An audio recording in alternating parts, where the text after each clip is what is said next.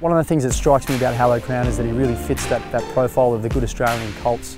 He had good athletic size when he was racing. You know, he raced between 500 and 510 kilos. He has beautiful conformation. He's quite faultless. He's very athletic. He's got a very attractive head.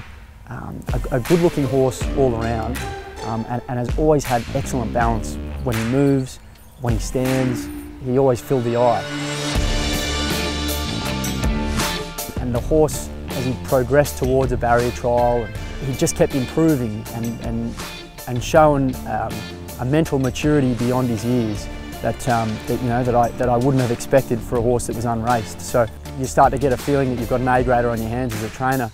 They're set and they're off and racing now. Going into the Golden Rose, I recall drawing a wide barrier for the horse at the casino when the barrier draw was taking place, but I felt quite confident and quite lucky about the fact that we draw in the right position. And as it turned out, he was able to draw around horses like Shooting to Win and Scissor Kick.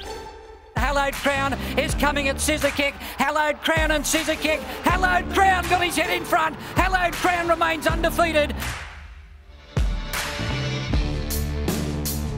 When you have a horse like Hallowed Crown, you end up realising that horses like him can overcome those issues.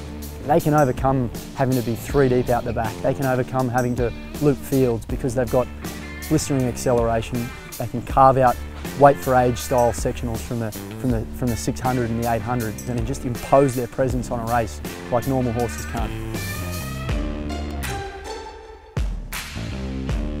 So when he returned as an autumn 3-year-old, he transformed from being a boy into a man. He was the same mentally mature horse that we'd seen, and he had this great drive to race and to perform well at all times.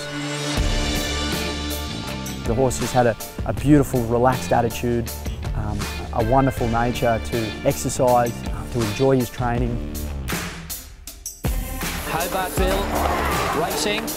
Going into the Hobartville, we were able to bring him to a really impressive level first up. The horse was really going to have to be fit for 7 furlongs first up from a spell. Hallowed Crown on the inside. Hallowed Crown gets up on the fence though. Hallowed Crown has got there. There was no doubt that there was going to be nowhere to hide in the Hobartville, but this horse just had a great sense of his racing, and he had a good understanding of when the sparks were flying and when the big event was really on the line. I think the Randwick Guineas really showed the horse had the versatility to win at a mile. And the 3 good colts in the Sydney Autumn, stood up to fight it out. All 3 colts ranged up in that race. They were all there at the furlong. Hallowed Crown, out of all 3, just kept responding so beautifully. Hallowed Crown hit the front. He draws away. He's a winner. It was a small but tactical field. He was able to relax beautifully in the early part of the race. He just showed so much determination. Few horses have that. The important thing for Hallowed Crown is that he was able to not only win on debut, but win his first 4 straight. He won a Group 3, what is now a Group 2 in the Run to the Rose, and the Group 1 Golden Rose. He's a precocious horse that wasn't overly heavy. He's a horse that was mentally mature for his age. He grasped the intricacies of his training and his racing so quickly.